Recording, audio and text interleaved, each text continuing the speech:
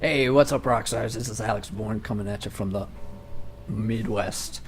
And today I want to talk about practicing and just some ideas about how to practice effectively and efficiently and, you know, um, so that you can learn things quickly and have fun with it.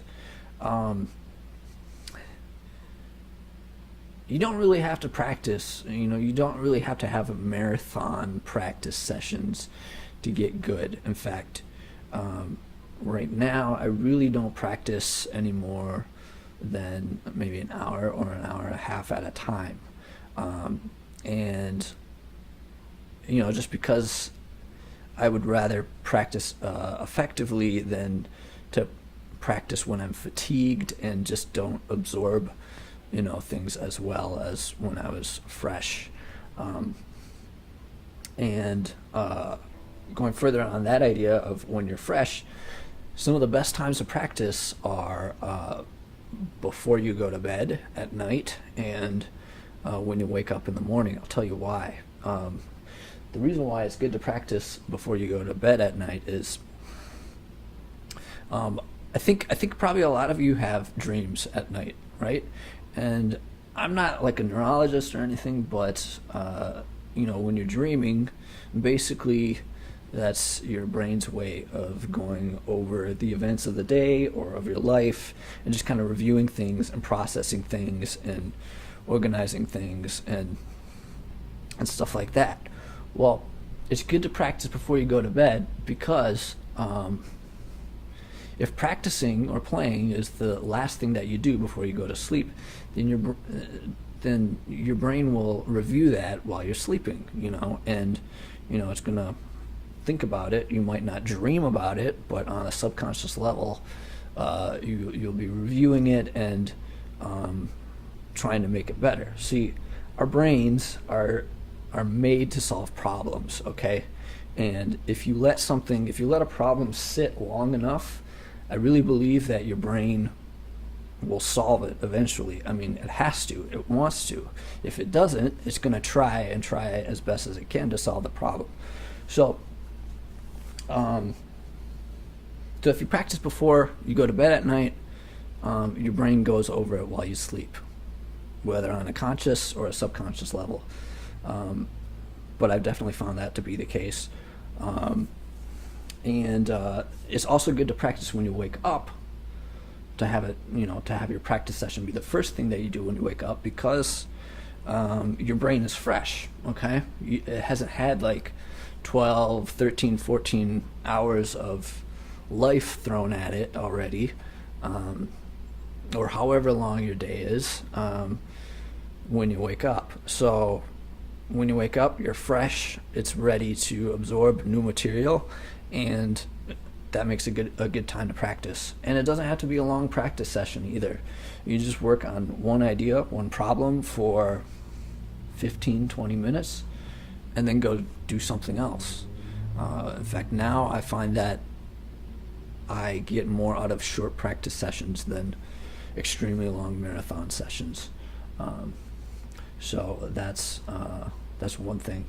Another thing I want to talk about when you're practicing is muscle memory, and I did a video on this. You can check that out. I talked more about it in that video.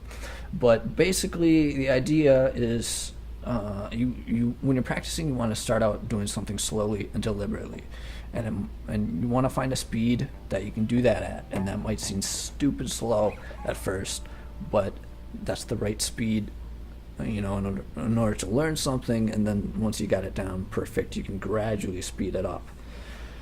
So I use that all the time when I'm practicing. In fact, I can think of a song that I'm working on now, a piece that I'm working on now, and at one point I just started with one bar and a metronome, and repeated it until I had it, perfect at a slow tempo, and then gradually speed it up. That makes things so much more, progress so much more quicker than, if you just started off at the speed that you thought it went or wanted it to go, and just practiced that, and making mistakes too. And the reason why that's bad is If you start off going too fast, you're going to make mistakes, and you don't want to practice making mistakes, okay? And you think about that's what you're doing if you keep doing the same thing over and over, if you keep practicing at the speed that makes you make mistakes. So you want to slow it down, definitely. That's another reason why you want to slow it down. And if you practice making mistakes, what are you going to do? What are you going to do when you play it for someone? You're probably going to make mistakes, just like you did in your practice session. You are really a product of your practices. Another thing too is when you're practicing and you make mistakes, try not to stop when you make a mistake. Try not to stop and start over. I find that a lot of beginners, when they're first learning, are afraid of mistakes. And it's my opinion that a mistake isn't wrong, it's just not something that's preferred at the moment. So what you want to do instead is just, forget about the mistake. Don't try to make it right, just try to make the next note, okay? And if you keep practicing like that, what you're doing is you're practicing recovery skills. So you're practicing recovering from mistakes. And that is a lot more important than not making mistakes, okay? If that makes sense. Because I think mistakes are inevitable. They're going to happen. So the best you can do is to practice preparing for them, or practice recovering from them too. So those are my ideas. Let me know if you have any questions. I'm Alex Bourne. I hope that helped. Cheers.